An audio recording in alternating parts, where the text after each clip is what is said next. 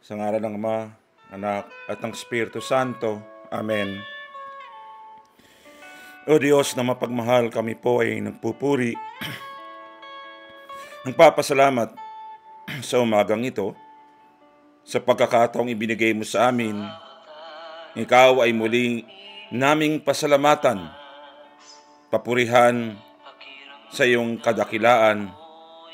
Ama, samahan nawa kami ng iyong anak na si Jesus sa pagdiriwang ng Pentecostes o pagbaba ng banal na Espiritu sa aming lahat, upang patuloy kaming manalig, patuloy kaming magpuri, O Diyos, sa kadakilaan mo, Ama, sa pamamagitan ni Jesus at inspirasyon ng banal na Espiritu Santo.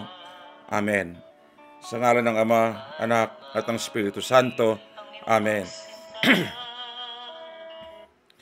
Magandang umaga po sa inyong lahat.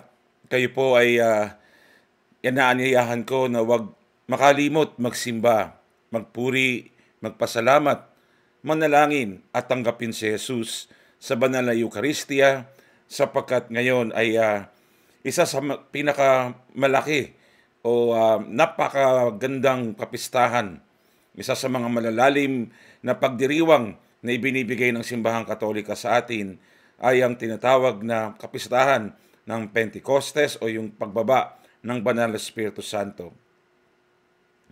Ito rin, mga minamahal ko mga kaibigan, kung matutunghayan ninyo sa ating pagbasa, pag kayo ay nagsimba ngayong araw na ito, makikita ninyo at maririnig kung paanong ibinigay ng Ama sa pamamagitan ni Jesus ang banal na Espiritu Santo upang ang lahat ay lukuban at makatanggap ng pagpapatibay, ng pagpapalalim at pananagana ng presensya ng Diyos sa inspirasyon ng banal na Espiritu Santo. At marami ring nagsasabi, at ito rin ay ibinibigay din ng turo ng simbahan, ang pagbaba ng banal na Espiritu Santo, ang lukuban, ang kanyang mga apostol, ang kanyang mga tagasunod, yung sa tinatawag natin na upper room o yung tinatawag na kung saan lagi nagtitipon ang mga alagad kasama ang mga kababaihan at ang mahal na Birheng Maria.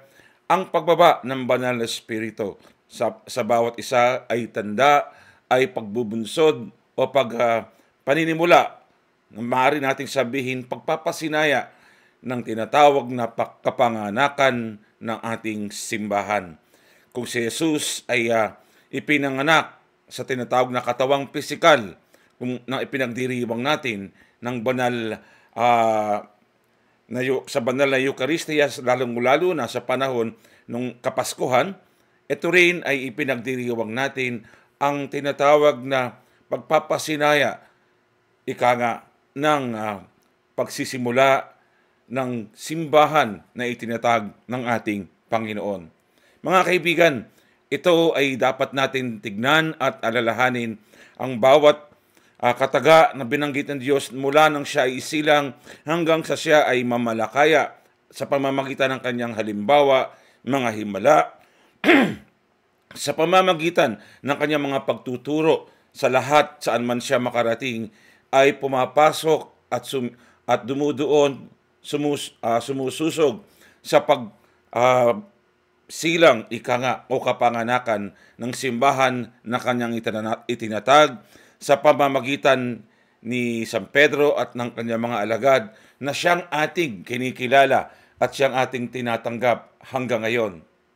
Mga kaibigan, ang lahat ng ating paniniwala, pananampalataya, ang ating pagkilos, ang ating pagsamba sa Diyos ay hindi kailanman magkakaroon ng payak na katuparan at kaganapan kung hindi natin hinahayaang kumilos ng ganap ang banal na Espiritu Santo sa bawat isa sa atin, sapagkat ang banal na Espiritu ang siyang nagpapatibay, nagpapatatag at nagpapalalim ng ating ugnayan sa ating Panginoong Hesus upang mas lubos nating makilala at papurihan ang Diyos Ama sa pamamagitan ni Hesus, sa pamamagitan ng kanyang banal na salita, ng kanyang halimbawa, ng kanyang mga turo, at lalo na ng kanyang sakramento, at higit sa lahat, kapag tinatanggap natin ang sakramento, ang banal na Eucharistia. Dito po ay pinagtitibay ng inang simbahan ang ating pananalig, ang ating paniniwala na sa pamamagitan ng gabay ng banal na Espiritu Santo, tayo ay nagkakaroon ng mas matatag, payapa at mas matibay na pananalig at ugnayan sa ating Panginoon. Mga kaibigan, ano nga ba ang hamon ng ating Panginoon? Ngayon, ang hamon o panawagan ng Diyos sa ating lahat, ngayon na ibinigay na niya ang kanyang banal na Espiritu sa ating lahat. Ito ay isang pagpapatunay at alam po nating lahat na ang Diyos ay kinakailangang umakyat sa langit upang lawalhatiin ng Diyos Ama ng mga banal na mga anghel at ng santinakpan sapagkat napagtagumpayan niya ang tinatawag nating paggapi sa pagkakasala na naganap dito sa sanlibutan. At siya ay aakyat sa langit. Ito rin ay naguhudyat ng tinatawag nating patuloy na pagkilos ng Diyos sa ating lahat. At ito ay sa pamamagitan ng impluensya, ng inspirasyon ng banal na Espiritu Santo. Kung paanong pinahayo tayo ng Diyos, kung paanong pinahayo ng Panginoong Yesus ang kanyang mga alagad, ang kanyang mga tagasunod, tayo rin sa pamamagitan ng sakramento ng biniyag ay pinahahayo ng Panginoon at sumasa atin ang banal na Espiritu Santo upang tayo ay mamalakaya, mamahagi ng kanyang banal na salita sa pamamagitan ng kanyang turo at aral at lalong-lalo na ng kanyang mga halimbawa. Mga kaibigan, alam po nating lahat tayo ay tinawag ng Diyos sa pamamagitan ng ating pananalig at pananampalataya at nang tayo ay mabautismoan, nang tayo ay makumpilan, naririto ang panawagan ng Diyos.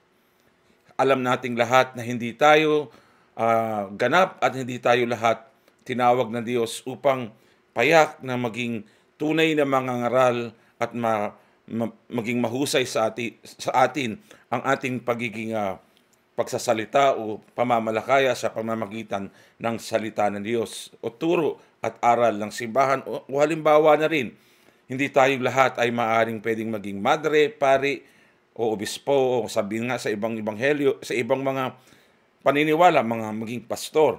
Subalit tayong lahat ay tinatawag ng Diyos na maging tunay na halimbawa ng kabutihan, ng kagandahan ng loob, maging halimbawa at payapang kumikilos na isinasabuhay ang salita ng Panginoon sa bawat isa sa ating mga nakakasalamuha sa araw-araw.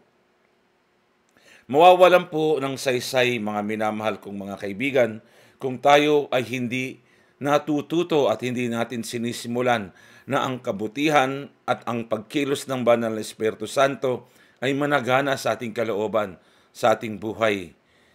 Napakadali na sabihin na tayo ay tunay na nananampalataya, napakadaling sabihin na tayo ay Kristiyano.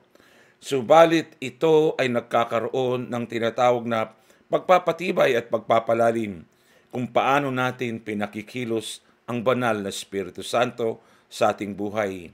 Sapagkat kung tunay na kumikilos ang banal na Espiritu sa ating buhay, kagaya ng ipinagkaloob ng Diyos sa kapistahan ng Pentecostes na pinagdiriwang natin ngayon, ito ay makikita, ito ay mararamdaman, ito ay mararanasan sa pamamagitan ng ating pakikitungo sa ating kapwa, sa ating pakikisalamuha sa ating buhay.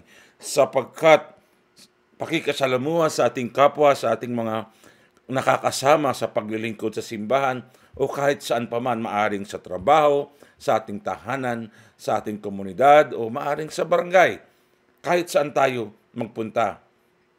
Kapag lagi natin sinasabi na tayo ay tunay na Kristiyano, tayo dapat ay pinananahanan ng banal na Espiritu Santo. Tanungin po natin ang ating sarili, mga minamahal ko mga kaibigan. Tunay ba na nananahan ang Panginoong Diyos sa pamamagitan ng banal na Espiritu sa iyong buhay, sa iyong puso, sa iyong isip, at sa iyong pagkatao. Tandaan po natin mga kaibigan, hindi sapat na alam natin ang banal na salita ng Diyos. Hindi sapat na tayo ay nagsisimba. Hindi po sapat na tayo ay naniniwala na may Diyos.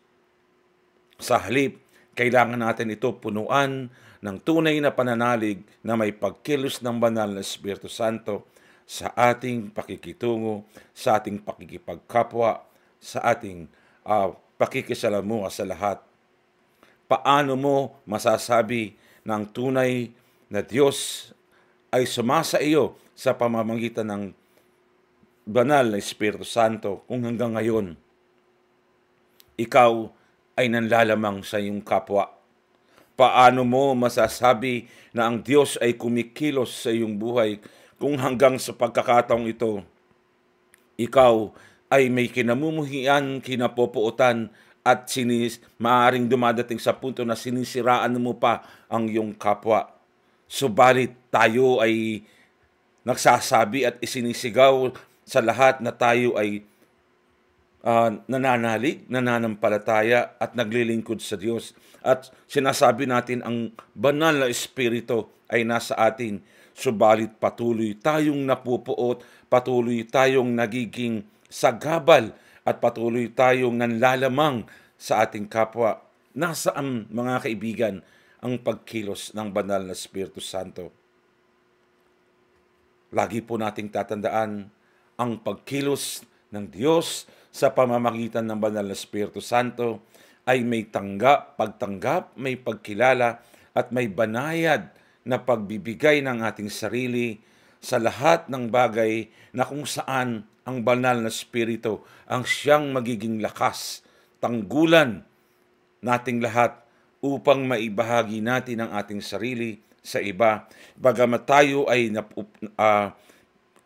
sabihin natin na bagamat tayo ay napupuot, bagamat tayo ay nagagalit, bagamat tayo ay nagkakaroon ng hindi pagpapatawad sa iba, kung ito ay hinahayaan nating kumilos ang banal na Espiritu Santo, ang kapuotan o ang pagkapuot, ang ating galit o ang ating sama ng loob, ang hindi pagpapatawad, ay hayaan natin ang Panginoong Hesus ang kumilos.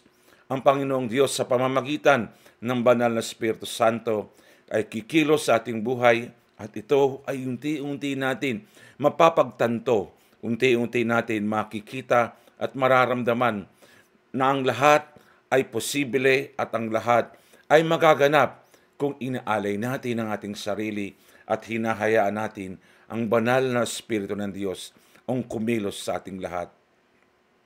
Lagi po natin sana isa puso at isa isip, mawawalan po lahat ng saysay ang ating sakripisyo, ang ating paghihirap, ang ating pagpupunyagi, pagtsatsaga, ang mga banal na mga imahe ng ating Panginoon ay tayo laging sumasama sa prosesyon. Meron pa tayong tinatawag na mga Black Rosary, marami pa tayong mga paglilingkod sa loob ng simbahan na ginagawa.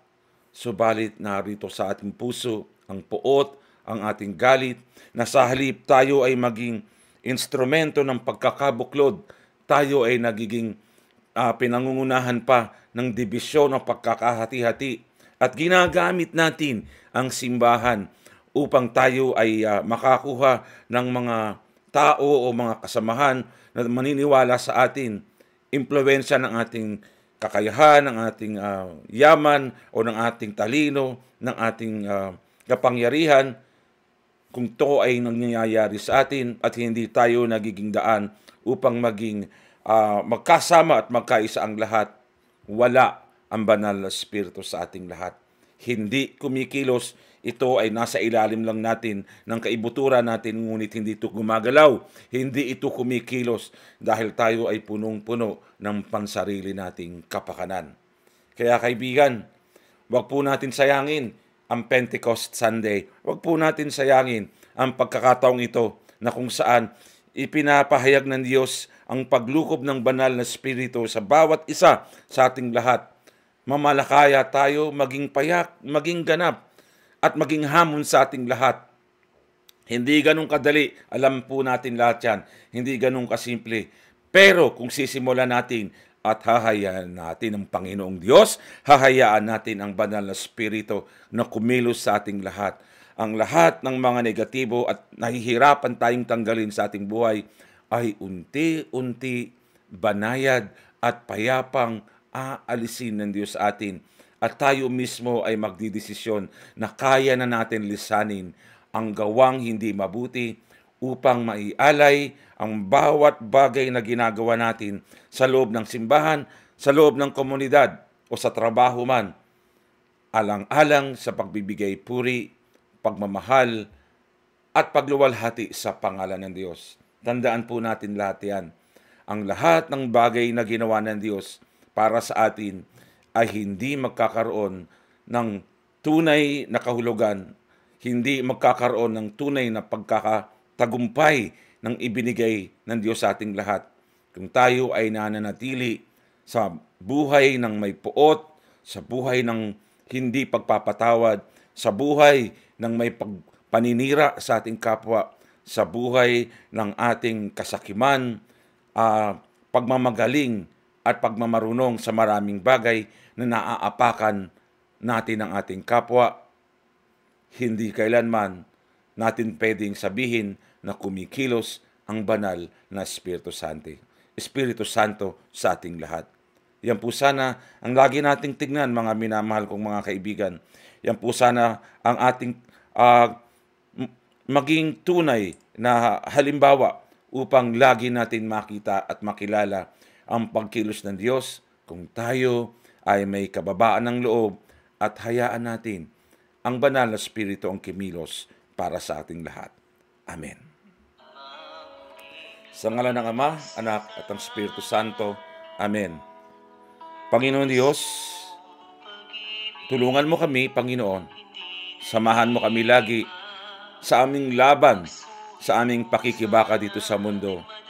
Naway lagi namin maisabuhay at madama ang presensya ng Diyos sa pamamagitan ng banal na Espiritu Santo, Panginoon, upang kami ay maging tunay na halimbawa sa bawat isa. Maging karapat-dapat, Panginoon, na tawaging Kristiyano at mananampalataya.